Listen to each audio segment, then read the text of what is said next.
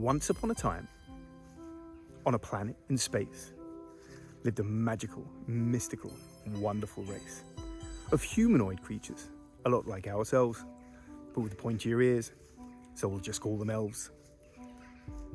With powers beyond what even they understood, but they'd forgotten they had them, so it did them no good. They were lovely, but sleepy, and easily fooled by the twisted, psychotic, evil trolls who did rule. The trolls worked the elves hard and charged them to live, and so much of their pay to the trolls they would give. Some countries dictated, and others would vote, but the system was rigged and kind of a joke.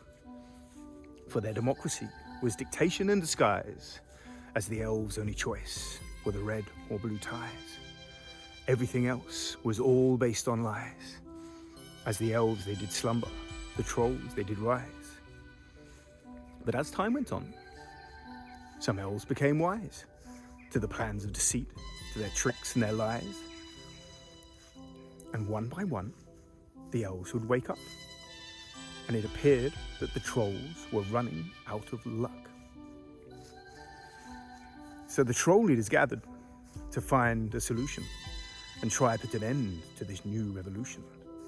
All countries attending, from Kiner to Crusher, to plot the new system in which they would usher. Then one stood and shouted, "I have an idea! We'll divide and conquer with a new kind of fear.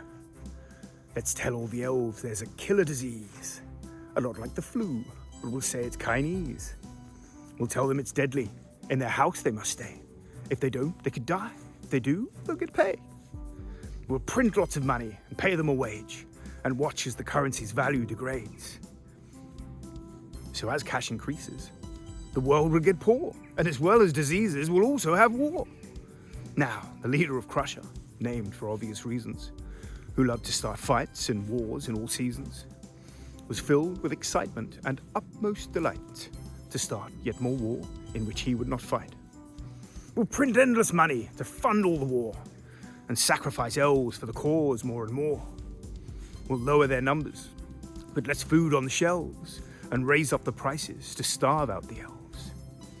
And when they're starving and broke, on which no leg to stand, we'll usher in the next step of our cunning plan.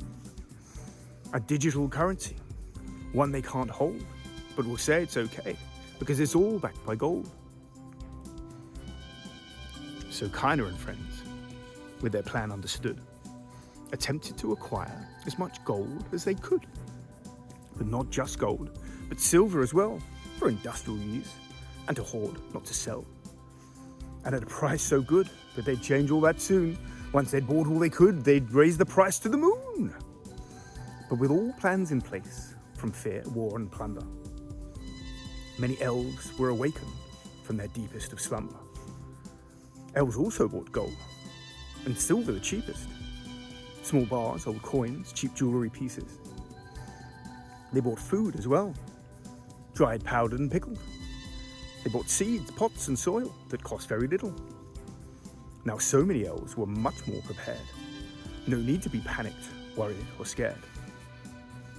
But then the time came for the trolls' biggest move, an attack on the banks, elven money they'd lose, with their intentions to create the most poorest of elves and blame the attacks on anyone but themselves.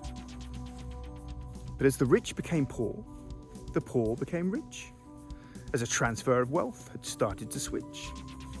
Money became worthless, but gold became king, silver close on its tail, coming up on the wing. So it seemed the trolls' plan hadn't quite gone their way. Elves weren't starving or poor, with food and silver to pay. And as the trolls stood in their emperor's clothes, with their lies, their deceit, and their plans all exposed, the elves stood united as they all arose to take back the power they'd lost long ago. The end. Yes? No?